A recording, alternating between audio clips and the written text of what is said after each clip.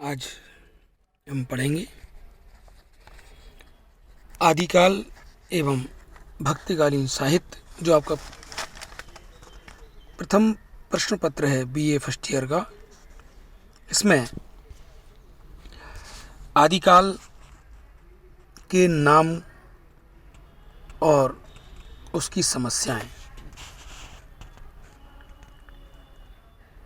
विद्यार्थियों, आपने यह नाम स्कूली जीवन में भी हिंदी साहित्य के अध्ययन में अवश्य सुना होगा, पर अब चूंकि आपने महाविद्यालय में प्रवेश लिया है, इसलिए कुछ गहनता से अध्ययन यहाँ पर अपेक्षित होता है। इसे आप आदिकाल नाम से समझते हैं। वस्तुतः उसका प्रथमतः नाम वीर गाथा काल आचार्य रामचंद्र शुक्ल ने दिया था इससे पहले, और उनके भी कुछ कारण थे देने की, जो कि परवर्ती विद्वानों ने उनके कारण को, उनके तर्कों को खंडित करके आदिकाल नाम ही स्वीकार किया है।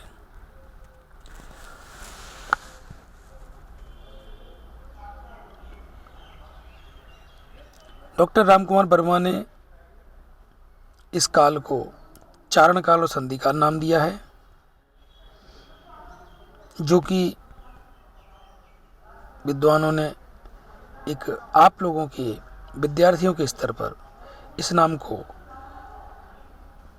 सामान्यतः प्रचलन में लाने से अनुपयुक्त समझा।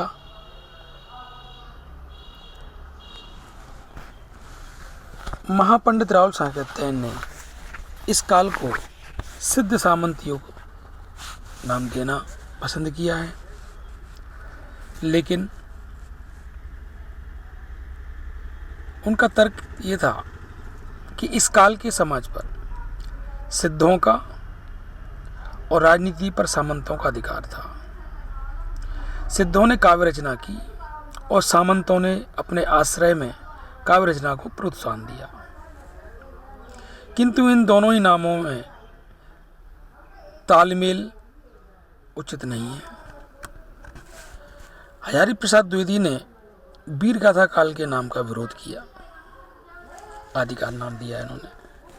इससे पहले शुरुआत में जॉर्ज ग्रियर्सन, मिश्र बंधु, इन्होंने भी नामकरण दिए थे, पर ग्रियर्सन ने भी नाम दिया था, चारण काल नाम दिया था, पर वो भी उचित नहीं था। विशेष अध्ययन आपको इस विषय पर स्नातकोत्तर की कक्षाओं में कराया जाएगा। आपको इतना ही जानना पर्याप्त है कि ये नाम निर्विवाद नहीं है। तरह तरह के विवादों की श्रृंखलाओं को पार करते हुए आज आपको एक आदिकाल नाम, जो हजारी प्रसाद द्विवेदी द्वारा प्रदत्त है, वो आपके सामने है।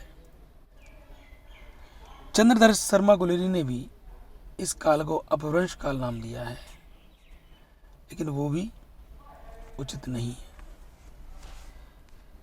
अब बात हम करते हैं कि आपका जो पाठ्यक्रम है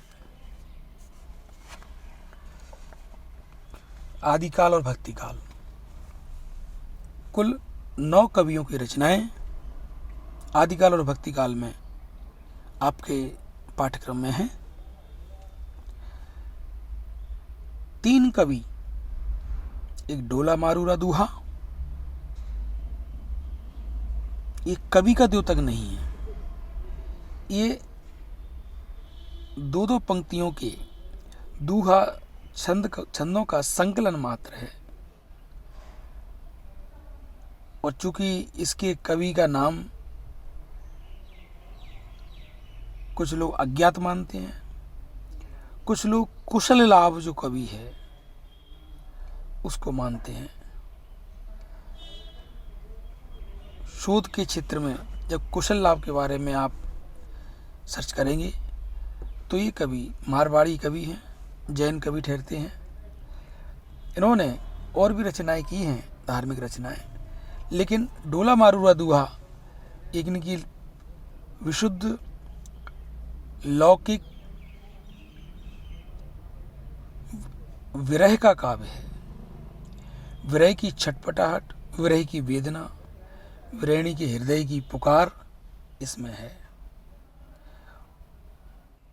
दूसरे कवि आपके विद्यापति। विद्यापति कवि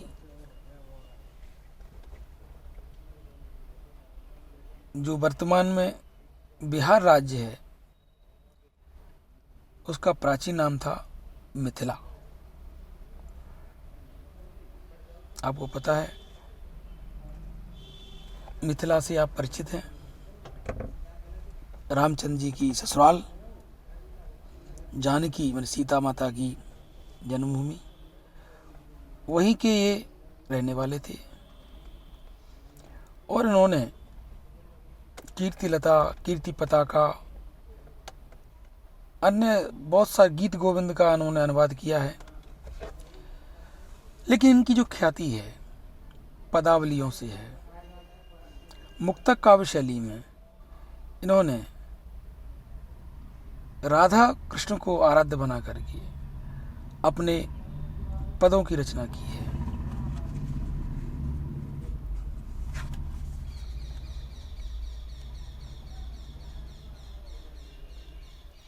विद्यापति के पद श्रृंगार और भक्ति दोनों ही प्रधान हैं। राधा और कृष्ण नायक नायिका के तौर से भी हैं और एक आराध्य भगवान के रूप में भी हैं। तीसरे कवि हैं नरपति नाल। इनकी रचना है बीसल दे रास। अब बीसल दे रास ये प्रबंध काव्य है। अजमेर के राजा बीसल देव हैं और राजमती बुंदेलखंड की रानी हैं। और इन दोनों में विवाह हो जाता है बुंदेलखंड नहीं, धारा नगरी की। भोज परमार की पुत्री है राजमती, उसका विवाह हो जाता है। पर चूंकि वो बौद्धिक मनोविनोद में अपने पति का कुछ अपमान कर देती है। अपमान किस रूप में? वो कहती है, राजा जब पूछता है अपनी नवोड़ा पत्नी रानी राजमती से कि रानी, तुम्हें हमारे जैसा राज्य कहीं और दिखाई देता है? कितना विशाल, कितना सुव्यवस्थित, कितना समुन्नत राज्य है हमारा। तो बस वह इतना ही कहती है कि महोदय, आपका राज तो कुछ भी नहीं है। इससे भी तो बढ़िया बढ़िया राज, बहुत अच्छी व्यवस्थाएं एक उड़ीसा में है, वहाँ तो सोने की खदानें हैं। ये कह कर के और राजा को बुरा लगता है, तो वो नियम लेता है कि जब तक हम उस राज्य की आपको घूम के नहीं आएंगे तब तक हम यहाँ नहीं रहेंगे। उसको बुरा लग जाता है और चला जाता है।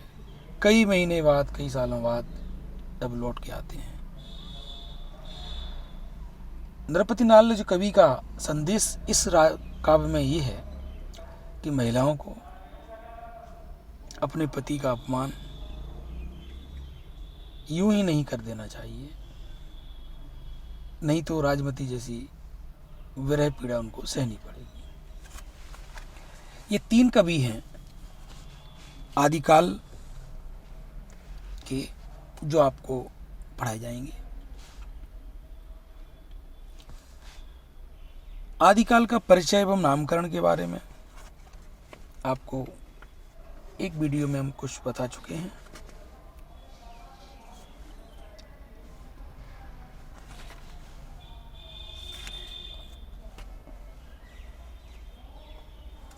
आदिकाल अनेक मायनों में ऐसा काल है, ऐसा साहित्य सर्जना इसमें हुई है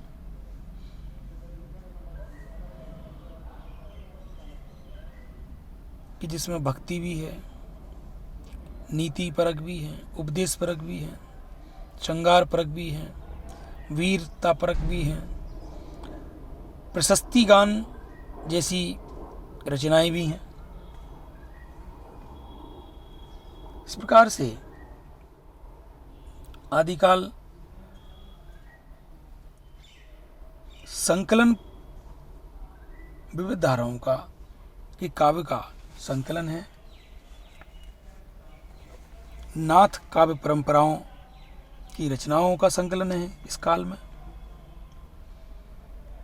गोरखनाथ की 40 रचनाओं का संग्रह गोरखवाणी है, वो इसमें है। सिद्ध काव्य धारा जो बौद्ध सिद्धाचार्यों के लिए मुख्यतः थी, ये सिद्ध तांत्रिक साधनाएं करते थे, साधना के बल पर अलौकिक शक्तियां प्राप्त करते थे। सिद्ध साधना में ये माहिर थे, अलौकिक सिद्धियों से संपन्न थे, चमत्कार पूर्ण और अति प्राकृतिक शक्तियों से युक्त व्यक्ति होते थे। ऐसे 84 सिद्धों की बातें, इनकी रचनाएं इस काल में अध्ययन में आती हैं। लुईपा, डोम्बिपा, सरहपा, सरयपा का दोहा कोश, चर्यापद, तिलोपा, कन्नप्पा इस साहित्य के प्रसिद्ध और अमर कवि हैं।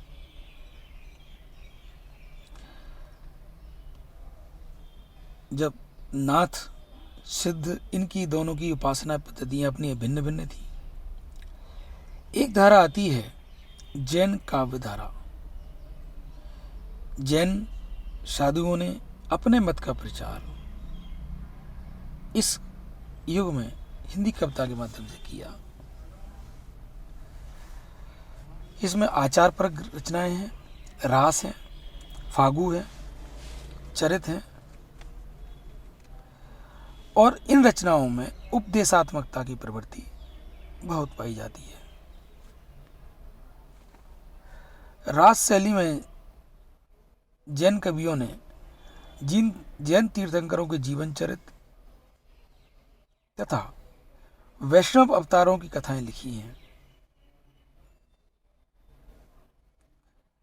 यह अवश्य है कि इन काव्यों में जैन धर्म के आदर्शों की स्थापना हो गई है। ऐसी रचनाओं में श्रावकाचार देवसेन कवि का, भरतेश्वर बाहुबली रास सालभद्र सूर्य का,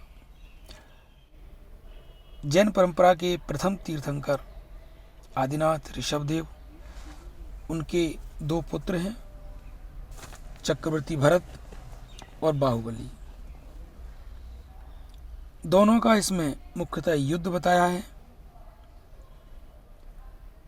दृष्टि युद्ध, जल युद्ध और मल्ल युद्ध। दृष्टि युद्ध, जल युद्ध, तो तीनों युद्ध में चक्रवर्ती भरत पराजित हो जाते हैं। बाहुबली चूंकि बहुत बलशाली थे, जीत जाते हैं, लेकिन जीतने के बाद उनको वैराग्य हो जाता है और अपने बड़े भाई भरत को सब कुछ सौंप करके तपस्या के लिए चले जाते हैं। ये इस सालभद्र सूर्य की रचना का सार है। आसगु कवि की चंदन वाला रास एक ऐसी स्त्री जो कि पारिवारिक प्रताड़ना का शिकार रही है, वो अपने दुष्कर्मों की सजा या दुष्कर्मों की सजा को खुद ही काटना चाहती, किसी को दोष नहीं देती है।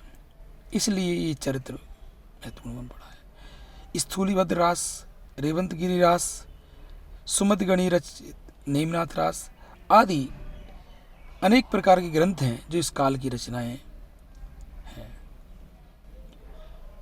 जो सर्वप्रमुख रचनाएं इस काल में हैं, वीर काव्य परंपरा। इसी के आधार पर आचार्य रामचंद्र शुक्ल ने इस काल को वीर गाथा काल नाम दिया है। वो रचनाएं विजयपाल रासो, हमीर रासो, कीर्तिलता, कीर्ति पताका, खुमान रासो, बीसलदेव रासो, पृथ्वीराज रासो, जयचंद्र प्रकाश, जयमयंक जसचंद्रिका, परमाल रासो, खुसरो की पहेलियाँ और विद्यापति की पदावली। अब इनमें से अधिकांश वीर काव्य हैं, किंतु वीर काव्य आदिकालीन काव्य की विभिन्न धाराओं में सबसे महत्वपूर्ण प्रतिनिधि काव्य धारा है।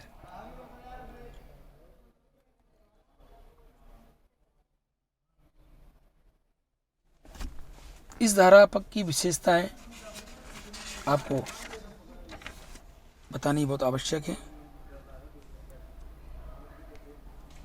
इसमें दरबारी कवि थे, अपने आश्रयदाताओं की अतिशयोक्तिपूर्ण कीर्ति बखान किया है। चारण कवि थे, आश्रयदाताओं की मुक्त कंठ से प्रशंसा करते हैं। इन कवियों का ध्यान राष्ट्र के इन कवियों का ध्यान राष्ट्र के लिए इतना ही था कि अपने आश्रयदाताओं की चाकरी करें। कुल मिलाकर के इनकी राष्ट्रीय भावना संकीर्ण रही है और वो प्रतिशोध की भावना पर निर्भर है। युद्धों का सजीव वर्णन मिलता है और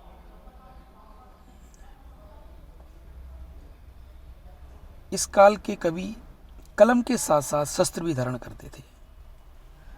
आश्रयदाताओं के साथ स्वयं भी युद्ध में जाते थे। कविता द्वारा वे वीरों को युद्ध के लिए प्रोत्साहित करते थे।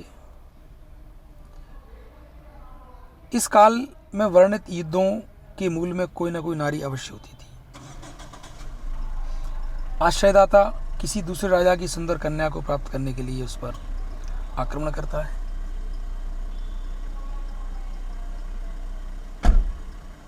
ऐतिहासिकता का इस काल की रचनाओं में अभाव है, कल्पना का प्राचुर्य है।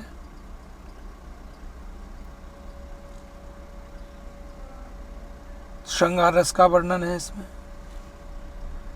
रासो नाम से रचनाएं लिखी गई हैं। रासो रास रसायन, भाषा डिंगल है। दोहा, तोमर, ताटक, गाहा, पद्धरी, आर्या, रोला, उल्लाला, कुंडली आदि छंदों का प्रयोग है। इस प्रकार से वीर काव्य परंपरा की रचनाएं हैं। इसके अलावा विविध प्रकार की रचनाएं जिनमें हम अब्दुल रहमान का संदेश रासक है जो विरह प्रधान काव्य है। धनपाल कवि की भविष्य दत्त कथा, ये डोला मारूरा दुहा लोक विरह प्रधान लोक काव्य है। विद्यापति की रचनाएं, अमीर खुसरो की रचनाएं, इस प्रकार की रचनाएं इसमें आती हैं। इस प्रकार हम देखते हैं कि आदिकालीन साहित्य विभिन्न काव्य धाराओं का एक विशाल नद है और विशाल इस मायने में क्योंकि यहाँ तरह तरह की रचनाएं और तरह तरह के कवि इसमें आकर के उन्होंने अपना योगदान दिया है। एक तरह से इसको यूँ भी माना जाए कि कवि तो अपनी जगह रचनाएं करते थे, जो जहाँ था उन्हें ये नहीं पता था कि उनका इस प्रकार के संकलन होकर के एक व्यवस्थित तरीके से पढ़ाया जाएगा। वो तो कर गए अपना काम। ये तो विद्वानों का काम है जिन्होंने इन रचनाओं का संकलन करके उस कालखंड को आदिकाल नाम दिया है, जिसके अंतर्गत कवि आते गए। विद्यार्थियों, आपको अगले वीडियो में आदिकाल से संबंधित और भी बातें आपको बताई जाएंगी, जैसे कि आदिकालीन साहित्य की प्रमुख प्रवृत्तियाँ मुख्य बिंदु है। अब बिंदु सहित आप उसके लिए तैयार रहिएगा। अभी के लिए इतना ही।